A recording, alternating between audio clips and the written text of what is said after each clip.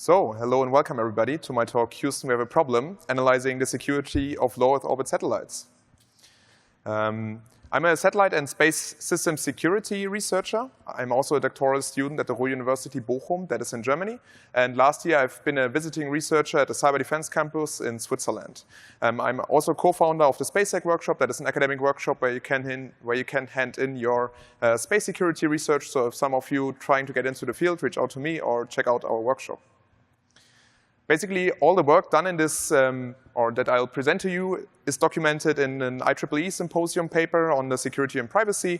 It won a distinguished paper award, and it's called Space Odyssey, an experimental software security analysis of satellites. So we have a lot more details in there on the stuff that I'll be showing you, on the satellites, on the vulnerabilities, on the survey, and many other parts. So feel free to check that out if you want more details.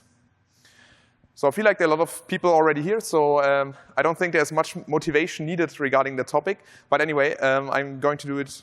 So satellites are pretty important because they cover a lot of application fields. For example, you can do telecommunications with them. You can receive internet via new technologies like Starlink or OneWeb. You can get television signals and a lot of other telecommunication stuff. We have global positioning signals like GPS, Galileo, GLONASS, which you can receive all on your mobile phones and a lot of other devices. We have Earth observation technologies that you need for mapping, like Google Maps, for weather forecasting, for agricultural forecasting, and there are also scientific research and technology testing opportunities. So you can really do a lot with satellites. Now let's talk about the low Earth orbit part in the presentation. Since there are a lot of different satellite orbits, and we are going only to talk about satellites in the low Earth orbit. That is generally the distance of 160 to 2,000 kilometers. That's not really standardized, so that might vary depending on the source. We also have the medium Earth orbit where you, for example, find a lot of the global navigation systems, GPS satellites, and then ultimately we have the geostationary Earth orbit at 35,786 kilometers, where you find, for example, Earth observation satellites and telecommunication satellites of the older systems, let's say. Let's talk about a bit of context so that we are all up on the vocabulary. The space segment is basically the satellite that we are talking about. A space segment might be one satellite for a mission or might be multiple satellites, and they can be interconnected via a so-called inter-satellite link, as in the case of, for example, Starlink. And these satellites can be pretty huge, as the 6-ton satellites that you might envision of some of the bigger missions, or it can be rather small, like a 3U CubeSat, which is basically the size, if you can see it, it's 10 by 10 by 30 centimeters. And that can be pretty small, and you can find a lot of them in the low Earth orbit. Then on the other hand, you have the ground segment, which has basically the dual task of one, controlling the space segment. So they do this by a lot of protocols. And then they also have the task of doing the actual work, for example, telecommunications, uplinking telecommunications traffic. These ground segments are often thought to be these gigantic dishes that you see on these big ground segments with 10, 20-meter dishes, I don't know. But the reality is, they can be pretty small. They can be as small as 1.5 or 2 meters, and this is one at the University of Berlin with a human for scale. And the ground segment, for example, controls the space segment via a set of space protocols, and we'll be diving in a lot of these protocols in this talk. And basically what they do is they do essentially command and control. So you can send a command to the satellite, and you get back the telemetry of whatever the satellite is telling you it did. And then we have the user segment, which are basically all the user devices. So for example, your mobile phones are part of the user segment of the GPS service, or a Starlink antenna is part of the user segment for Starlink. All right, let's talk about what we are going to see in this talk. So first I'm going to talk about what generally firmware attacks on satellites are, and how they can generally be done and what you need for them. We are going to look into a system analysis of 3 satellites, one U CubeSat, a 3U CubeSat from the European Space Agency, and there I also have a small live demo. And then we have a bigger one from Airbus Space and Defense. And then we are going to look into a survey, since 3 satellites are not a great batch of the thousands of satellites up there. So we did a survey to get a broader scope. And there we looked into protocols and which security they employ. And finally, I'm trying to get across the bigger picture of why these things are relevant. All right, let's start with firmware attacks on satellites.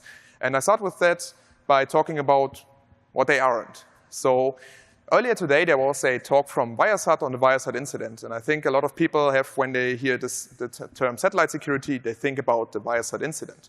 And technically, this has nothing to do with what I'm doing in this talk. So the Viasat incident was basically some attacker They detect the ground segment of the satellite through the internet. So they compromise the ground segment and did their shenanigans there. And then the satellite basically only relayed the malicious traffic to the user modems. And then ultimately, they distributed malware, that is at least the assumption, and then bricked the modems so that they couldn't be used anymore. And the space segment is really, it's just a relay. It's basically a band pipe or a dump pipe. It's really just reflecting the traffic that is coming from the ground segment, and it's reflecting it back to a user segment. In this talk, I'm going to talk about how you can hack the actual satellite itself, not the user segments that get the relayed traffic. And interestingly, this entire approach is not really novel. So people talk about the security of satellites and that you can hack them via cyber incidents basically for a decade already. But at least in the public research domain, nobody has really looked into that. Nobody wrote about this. So that's what we did now. And this is only becoming basically an issue kind of recently because two of the main assumptions regarding the satellite security have been outdated. And we'll be looking into both of them. The first one is called the myth of inaccessibility. So it was long thought that you basically need these big antennas that I just showed you to talk to these satellites, which is not the case anymore and hasn't been for quite some while. So these ground stations can be really affordable. The smaller ground station that I was standing next to, you can get for 10K. That is maybe not super cheap, but it's certainly in the range of motivated individuals and groups, and that is one of the issues. The other thing is you can literally just rent a ground station as a service. For example, AWS offers that. I think even Microsoft's Azure Cloud offers it. So while they will limit you which frequencies you can talk on, that is also an option. And finally, we have just more satellites moving from the geostationary Earth orbit to the low Earth orbit. And I don't mean that the satellites are literally moving, but more get deployed to the low Earth orbit, so it's easier to talk to them. And then the other big thing is the security by obscurity, so which basically means that if an attacker doesn't have insights, then you don't have an attacker. And this has long been thought to be as like, this is how you secure space systems. Now this also gets slowly invalidated because we have more and more developers, more people involved in these processes. We have so many companies popping up that build satellites, and so many more people basically are in the realm of space stuff so that they know how stuff works and they can talk about it on conferences, for example, like here, and then security people learn slowly how the systems works. We also have a lot of more commercial off-the-shelf components. So previously, you basically had to build all of those satellite components kind of from scratch, and now you can buy basically entire satellites, but also entire satellite components just online. And obviously, the attacker can buy the same component, and they can dump the software, they can reverse engineer it, they can figure out the vulnerabilities. And ultimately, the stakes for attackers are just higher now. We have a lot more critical infrastructure now in space, so it is more interesting for attackers. And let's talk about what an attacker wants to actually achieve on a satellite. So obviously, denial of service is an interesting attack scenario. Ultimately, if your satellite can't provide a telecommunication service that they're up for in space, then the satellite is pretty pointless to have, right? We have malicious data interaction. So imagine, for example, an Earth observation satellite where an attacker gained a foothold, and you basically, the attacker is trying to introduce or remove artifacts from images, which might be interesting for certain conflict zones. But ultimately, we're going to look at seizure of control. So how can you take over a satellite? Because owning a satellite is pretty cool, I feel like. And I don't have the money to build my own satellite or let alone launch it. So this is the way I'm getting my satellites if I need one. So let's talk about where we can achieve these goals. So generally, satellites are comprised of two main components. We have a satellite bus and we have a satellite payload. The satellite payload basically is all the components that you need to provide the satellite service. To provide a satellite service. For example, for Earth observation, you have strong camera equipment. For telecommunications, you have strong radio equipment. And this is also where you can do, like, for example, your malicious data interaction or your denial of service. But this is not really where you can do the seizure of control. For that, we need to dive a little bit deeper into the bus system. The bus system is basically what keeps the satellite in space, what keeps it alive, what feeds data, what receives command, what sends back telemetry. So we have the attitude, determination, and control system, which basically attitudes the satellite towards sun or Earth, depending on where it should look. We have the electrical power supply system, which basically collects energy from solar cells, puts it in a battery, and provides it when there is no sun. And we have a command and data handling system, which is the microchip and the firmware that we are going to look here in this talk. So this is really controlling the telecommands that are coming in and the telemetry back to Earth. And then we have the communication system, which is usually separated from the payload system.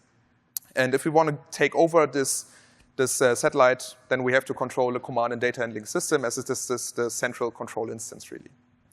All right, so I've used a lot this term telecommand and telemetry without introducing it, and I'm going to do it now. So basically, we have the components that I just talked about, and when you want your satellite to do something, you send it a telecommand, which is some control command. It gets decoded, hopefully authenticated, we'll see about that, and repackaged in a communication system. And then it gets sent to the command and data handling system where it's passed, executed, and it's executed by sending it to other parts of the satellite, and then it's responded, or it responds. The communication system then sends down the telemetry. And this is separate from the payload. When you think, for example, of a big telecommunication satellite, then you will have a separate stack of like communications, the payload communications, and the payload data handling system that handles the payload traffic. And now if an attacker wants to take this over, you essentially have the path to like talk to the communication system or the payload communication systems. And there has been some talks and some work on taking over the payload of the satellite. And you can do this by like advancing your attack from the payload command, from the payload communication system to the payload data handling system, and then laterally escalating it to the bus system. But there are a lot more talks on this, so we're going to focus on the actually interesting stuff, the bus system. So what do you need to take over the bus system? Well, first you need to bypass the communications protection. Usually the protection employed by satellites is, if any, and we'll see about that, on the communication system. So you basically not, it should prevent people from sending commands. And you can bypass this by, well, maybe it's missing in the first place. It might be insecure protocols because it's nobody really looked into this. It might be outdated crypto because the satellites may be up there for like 20 years. You might have timing side channels because the processes are super slow. They might be 20 years old as well. You might have lead keys from some previous attacks. There might be timing backdoors and so on. And if you get such a bypass, you can deploy your attacker payload. And obviously, the one thing you could do is deploy firmware update, but this is hard because you need to like sign, maybe it's a signed image, but even if it's not, building a full satellite or a full firmware image for any complex embedded system, maybe not the way to go. So something else we want to find is, for example, dangerous telecommand, and I'll be talking about this in a moment, or vulnerable telecommand that you can exploit. And finally, you want to get you want to hijack the full bus control flow, get full bus privileges, and if you do all of that, then you get yourself a satellite. And really those are the goals that we are looking for in all of the following satellites: bypass communications protection, a dangerous or vulnerable telecommand, hijack the bus control flow, and get full bus privileges. And we are going in we are looking briefly into 3 case studies of satellites. And for those people that wonder how we got access to these satellites, the question is really boring. We asked them for access. And it turns out if you do this enough and you bother people enough, then you eventually get some software. And then you can reverse engineer it because likely they won't give you source code. And what we first did was, well, we had to learn about the systems design, how the satellites work, because even documentation seems to be a security issue if they give it out. And we learned about the protocols, how the protocols work. And then we did some manual security analysis and also some automated security analysis. And we're first looking into ESCQ1. ESCQ1 was developed by the University of Tartu in Estonia. It's it's nice for a first case study because it's a very straightforward, relatively simple system which really just deploys the basic bus components that I showed you before. And we have also a propulsion system that was there for technology testing, which is maybe interesting from a attacker perspective when you have a satellite with some form of propulsion. And the bus system is using an ARM STM32, so also nice to look into. So I'm going to talk a lot about these protocols. I'm not going deep on the protocols. I'm just trying to give you a basic idea how these protocols work and where the issues are. So for example, they built their own protocol. They didn't use a standardized one. They made up their own protocol, and it's actually super, super simple. So you have a sender subsystem ID, and you have a recipient ID, and then you have different IDs for the different subsystems. So the power system, the communication system, the command and data handling system have their own ID, but also the ground station. So for example, the satellite would send the sender subsystem ID with 5, and then would be telemetry back to the ground station. And then you have a lot more of the basic stuff like flow control, receiving and sending sequence number. And then ultimately you have the inner payload, which is the actual command we're interested in. So there's some command ID, some source ID, block ID, the lengths, and then the actual arguments that are provided to the telecommand that we're executing. And finally, we have some checksum. But what the protocol is missing is any form of protection. There is no encryption, there's no authentication. Also the radio hardware itself doesn't provide any of that. So we basically have to bypass the communications protection because we have just missing TC protection in the first place. And let's look at how these commands are actually executed. So we just take the command identifier, the first 2 bytes, and those are basically just passed into some function pointer array where we pick a function that is basically a telecommand, and we just call it with the arguments later on. And when you dig a little bit deeper, you find one pretty interesting command, at least from an attacker perspective, which is essentially a mem copy as a telecommand or as a service, so pretty useful as an attacker. It just takes the arguments from the telecommand. You have the target address in the memory of the satellite, the data you want to write, and the length of the data you want to write, and then you can overwrite any address you want. You can do your own firmware patches, and that is pretty convenient. And so we have like ourselves a dangerous telecommand. And we tested this on basically our own testbed. So we did it on an emulator, but we also rebuilt some parts of it. So we ordered the same ARM processor because that's not too difficult. And then we sold it onto a bigger board and connected all of the components like on a real satellite. We didn't have the propulsion system, so we didn't do that. But yeah, we tested it out basically as real as you can get without doing it on a real satellite. And what we're still missing is a hijack bus control flow and full bus privileges, but it's going to be the same as on the next satellite. So let's talk about the next one. Next one is called UPSat. It's a European Space Agency satellite, or at least it's operated by the European Space Agency. And it's basically an open research platform. So really anybody here could go on GitHub, download like a Java framework, and you can basically build an experiment, send it to ESA, and they might deploy to the real satellite. And this is all happening on the SCPP system, which is the payload of the satellite. And there you have access to a lot of the sensors and equipment like X-band, S-band antenna, an optical receiver, an SDR, a camera, and a lot more sensors. So you can really do a lot of like science experiments on the thing, and they did. But we're going to look at the bus system in this. And to understand the satellite a little bit more closely, there are basically two communication channels. On the one hand, we have the CubeSat space protocol, CSP, that basically is meant to be the operating protocol for ESA to operate the satellite. So this is received by the communication system, which is UHF or VHF, and then it's forwarded to the AVR32 processor, which is running a free RTOS-based firmware image. And this basically, the line basically separates the bus system in the upper part and the payload system in the lower part. And in the payload system, we also have a communication system, which is using a CCSDS protocol stack, which I'll be elaborating in a moment. And then we have an ARM Cortex A9 processor in the payload.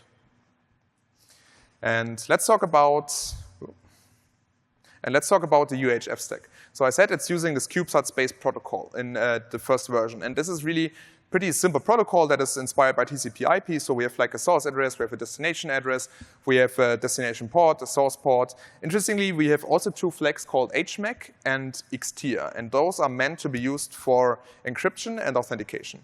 And so it should bring some security features, but there are a lot of issues raised at GitHub already. For example, the MAC compromises leaks timing data. For example, they implemented memcompare that is using a regular for loop to compare every byte. And since the processor is pretty slow, you can exploit a timing side channel to slowly craft a correct signature.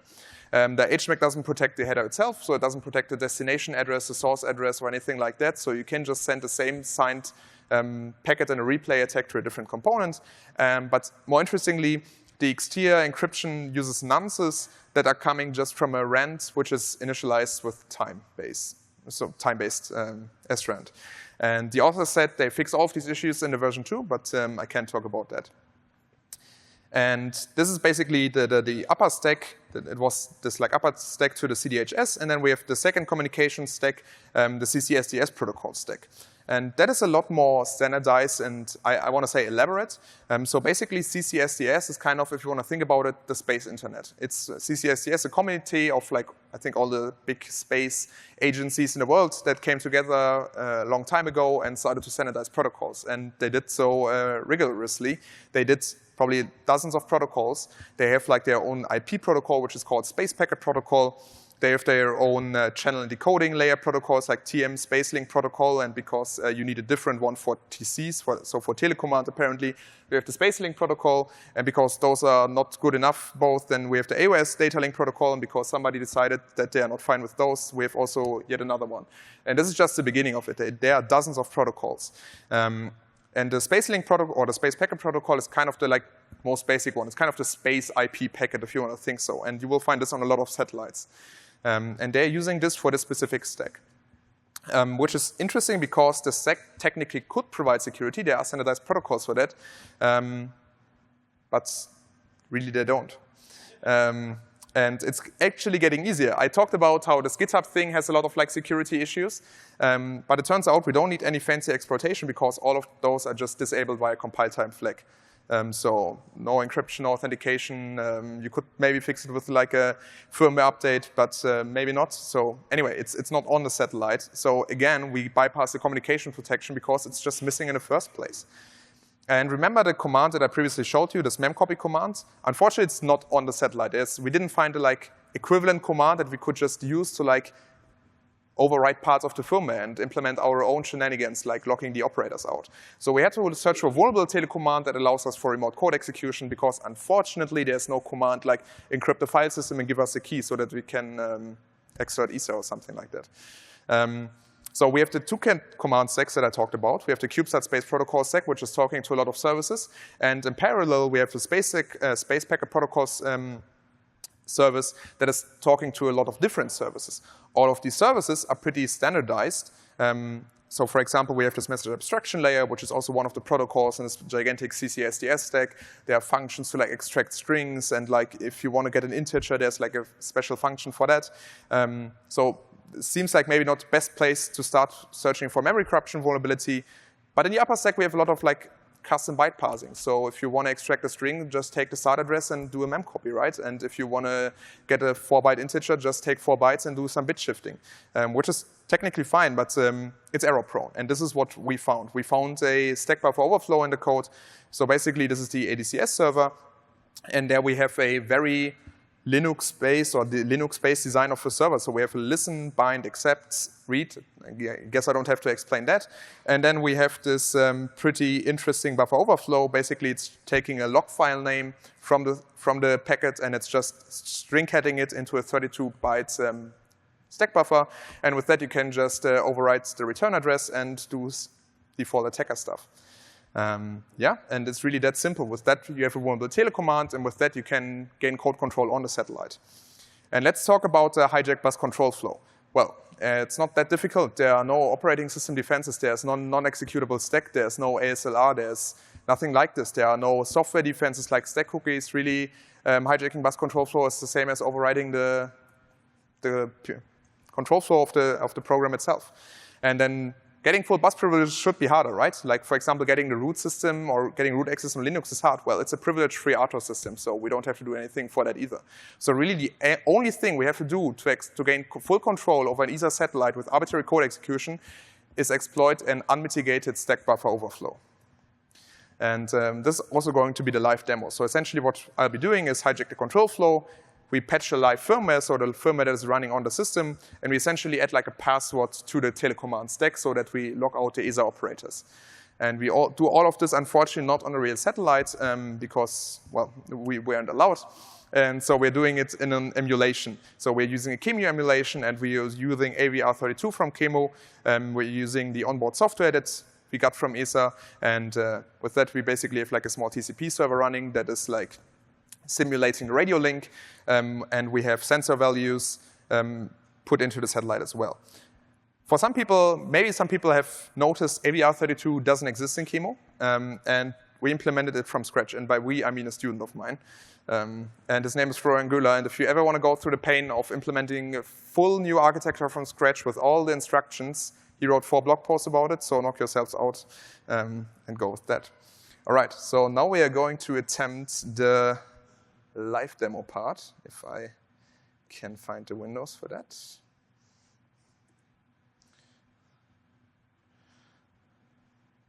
So, can't see any of those signs. They seem to be missing. I hope that's the right one. If it doesn't work, I have a backup video. Don't worry, you'll see a satellite being exploited either way. All right, so basically the satellite started up, and the first thing you see is that it's reading a lot of sensors. And the first thing we're going to do is we're going to request a task list. So telecommands are running. We're getting a list of all the commands of the tasks running currently on the satellite. And you can really see, for example, like a blink task. There's an LED blinking because that's super important in space. And then we are sending the exploit, and there is a chance that it doesn't work, and that's why there's a backup video, and the reasons for that are pretty complicated and too long for this talk. And if this worked, then next we shouldn't be able to send this command again. So now I just resend the old command to get a task list, but we're not getting a response because we patched the telecommand stack to require a password. So what we're doing now is we are sending the same task list command with a password. It's just 0x.beef, which is XORed onto the header.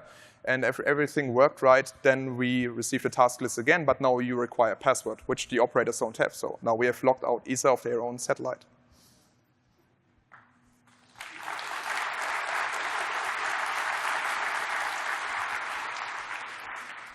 And I've sacrificed enough satellites for the demo god, so we don't need a video. And with that, we can jump to the next satellite, Flying Laptop, which is a satellite co-developed by Airbus Space and Defense. So this is probably, as an academic, the closest insight I'll ever get into military tech. So it's a lot more complex. I'm not going through all the details, but the interesting detail is that the command and data handling system is running a Spark Leon 3 processor, and this is the bus platform. And interestingly, it's also deploying the CCSDX standardized stack that I previously talked about. And interestingly, this one is using the security protocols. There is a security protocol called the Security Data Link System. Oh, this is not correct, but the Space Data Link Security Protocol, sorry. So it's basically super simple. You're taking a Space Link protocol header, you take the frame data, whatever is the actual data in your frame, and you have the trailer, and then you just put in the security header, which is basically saying, oh, this is the time it was sent, use this security policy, and in the trailer you have an HMAC, and the frame data is encrypted. Well, you don't have an HMAC because they don't use authentication, only encryption, but at least that's better than what we have seen so far. So great. I have talked about exploiting 3 satellites where we only were successful 2 times. And people always tell me, but it's different on whatever satellite. It's different on government satellites, different on big commercial satellites, right? Because that's always the case when people look at Black Hat, look at security stuff, actually, and we just happen to find the only places where the security is bad, and every other place it's pretty great, right? That's usually how it happens. So what we did was we did a survey amongst satellite professionals. We did a developer survey amongst amongst software developers in the space domain. And the first thing we looked at was TC protocols. So I've talked about how this first satellite uses a custom protocol, not a standard protocol. And it was a lightweight satellite, and by that I mean it was probably a smaller project resource-wise. And then we look at the ESA satellite, which was already a bit heavier, and certainly those with more money, because if it gets heavier, you need more money for the launch. You have more equipment, which gets more expensive. You need more man hours, working hours, and so on. And they're using kind of a custom protocol. It's on GitHub, and a lot of other people are using it, so not quite custom, not quite standard. But they're also using the standard stack, so they're kind of on the edge. And then we have this Airbus Space and Defense satellite, which is a 120 kilogram satellite. It's not even a small satellite anymore. And they're not using any custom protocols. They're using the standardized CCSDS stack with a security protocol. And it's a pretty interesting development. You see, the more heavy the satellite gets, if the more money is in a project, the more likely they're to use standardized stuff, which is pretty weird. It should be the other way around. And in the survey, we figured out the same stuff. For the small satellites from 1 to 50 kilograms, 6 said they have a custom protocol, and only 1 said they have a standard protocol. And for the big satellites above 100 kilograms, they used only standardized protocols. So what does this mean? It means essentially that the standard that the people or space people propose for these systems, and ultimately also the standardized security, is just so inaccessible that it's hard to use. You need a really big budget to even use the standard, which is certainly not how it's intended. And let's look at one more interesting part. We asked people, are any measures deployed to prevent third parties from controlling your satellite? Doesn't look too bad, right? 9 people say yes, 3 people say no, and 5 don't know, which maybe they don't, or they don't want to say. We have made it the same option. But then we looked into what did these people actually say. So we looked into the 9 answers, or in the answers of these 9 people that said that they do have measures. And what they said was, 3 of them said they have access control, 4 said they have encryption. Interestingly, 5, and that is the biggest number, said you need special knowledge about the protocols, and this is our access control.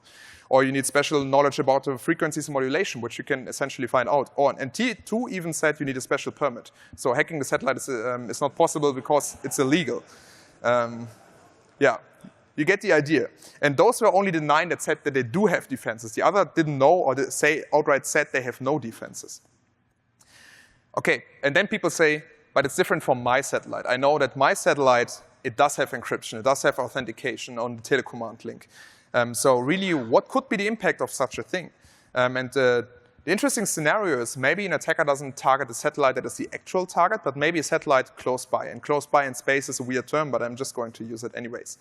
And what kind of scenarios can we have there? So ultimately, the attackers gain access to the orbital plane. So they have now some asset in orbit that they can do stuff on. Like launching a satellite, as I mentioned in the beginning, is still expensive, and attackers maybe don't have the resources to do that. But if you take over some unsecured satellite that is maybe not the main target, you certainly elevate the attacker opportunities and whatever the attackers can do to a whole different level.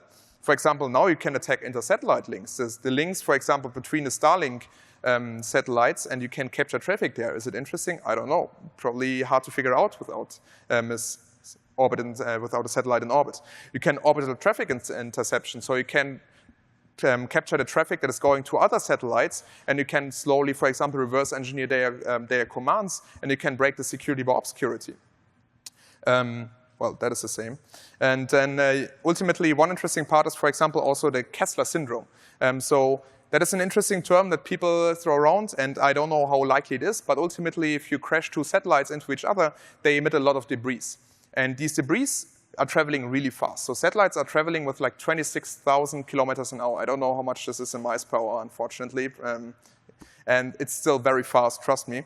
And when you hit 2 satellites, you emit debris that are equally fast. And they can hit other satellites, and you have like a chain reaction. And this is something, again, I don't know how likely it is. Probably doesn't happen if you clash 2 satellites, but it's certainly something we don't want to find out as like a human civilization, because it will block access to orbit for probably 100 years. And we certainly don't want to find that out. All right, so this was essentially the talk, and I'm just going to recap some of the interesting parts. At least I hope they were interesting. For example, we looked at firmware attacks on satellites and that they are a thing. And I explained how it's different from the Viasat incident, so it's very different from the SATCOM security topics that we have seen. We have seen that common satellite protocols lack security, and we have seen that a lot of the security is basically just security by obscurity. They don't have like real protection, they just think that nobody knows how the protocols work. So no TC protection there. And I also know that some people are probably here thinking, well, this guy just sold us a stack buffer overflow without mitigations as a black hat talk. Yes, I did, but this is the point of the talk. It shouldn't be that easy to take over a satellite. There should be at least something else. So we have really missed all the missing state-of-the-art defenses. No ASLR, no stack cookies, no non-executable stack, and all the hundreds of countermeasures that there are. And ultimately, this could serve an attacker as basically the staging ground for their attack.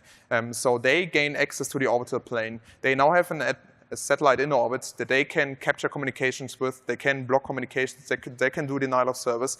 So what are the consequences? We don't know. We will only find out when it's probably too late and something is broken. And with that, I thank you for your attention.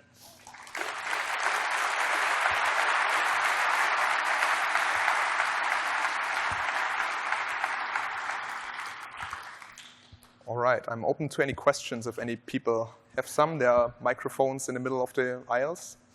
Feel free to come forward. Or don't, and speak afterwards with me. Yeah, I have a quick question. Yeah. Over here. Sorry, I was a bit quick there. Oh, not me. Over on this side. Really quick. Sorry. So $10,000 is really a low barrier of entry for like global ransomware gangs.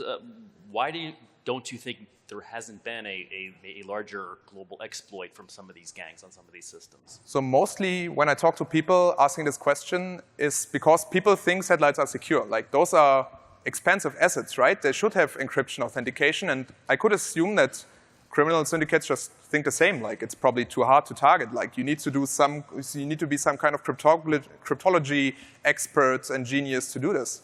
I think they just don't know, and maybe this wasn't a good idea to have this talk now, but yeah.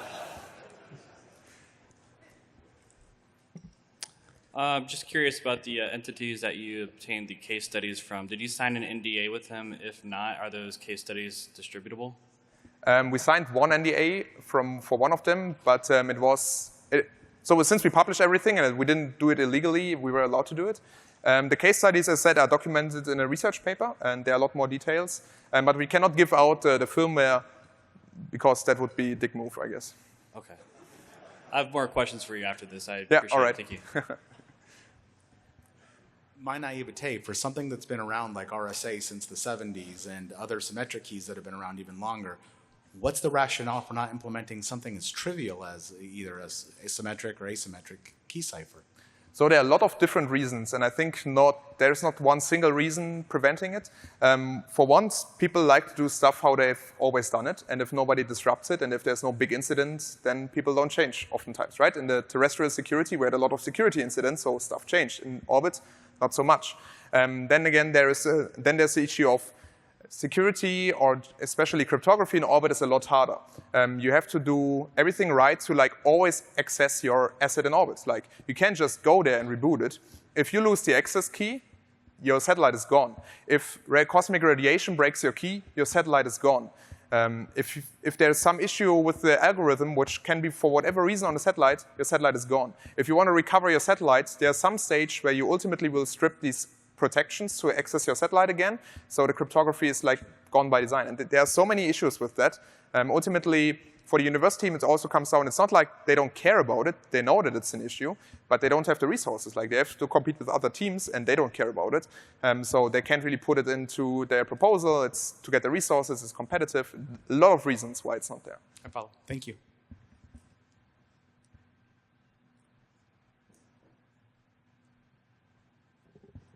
Would it be possible to easily retroactively increase the security of these things? Would you have to completely rewrite and upload the firmware? So I guess from a very technical perspective, it would be as easy as doing a firmware update on a lot of these satellites. Realistically, these systems are built on very tight margins. So they have basically planned these systems to the milliwatt of power that is used for every task running on a satellite. So there might just not be the power budget on the existing satellite to cramp in encryption, authentication, all this kinds of stuff. So there are a lot of practical issues with that. Right. Building upon that thought, when you're talking in the context of really cheap LEO satellites, does it make sense to invest the energy to put proper encryption in, or is a vendor better off just saying, the risk is too low, the cost of having the right power budget wouldn't be worthwhile from a business perspective? I'm pretty sure that it is worth it to keep your satellite safe from random people. Sure. And then also you talked about a replay attack vulnerability. How would you get the traffic in the first place? Can you capture the telecommands and stuff that you can always do is essentially just go to a ground station with your SDR and try to capture the traffic. The telecommands are not sent all the time. It's not like internet traffic that is basically sent around the clock. You have very limited time windows, so you can capture the traffic. For example, low Earth orbit satellites is only visible for 10 minutes because it's going 5 or 6 or 10 times around Earth every day. And it's really hard to capture this stuff, but it's certainly possible. And from that, you can certainly reverse engineer these protocols, yeah. Ground station aside, what is your perception of the perpetuation of this problem to MEO, GEO, HEO orbits? Can you rephrase that? Sorry, I didn't quite catch. So this is obviously low Earth orbit satellites. What do you perceive the perpetuation of this problem to the other orbits? Ground station aside, because you might need a bigger antenna. So what we've seen in the survey, and what I've also shown you here, that basically the bigger the satellite gets, the higher the budget gets, and so they're more likely to use the standard protocols that they do implement encryption because now they have the budget for that. And in the low Earth orbit, it's a lot easier to have these super small satellites, and for the upper orbits, you need the bigger satellites with more radiation hardening and so on. So I could imagine that it's that a lot more satellites deploy the security there, but then again, number-wise, most satellites are in low Earth orbit. And I haven't looked into medium or geostationary Earth orbit satellites, so I can't answer it definitely. But regarding our research results, it looked like that should be finer-ish, let's say, if that is an English word.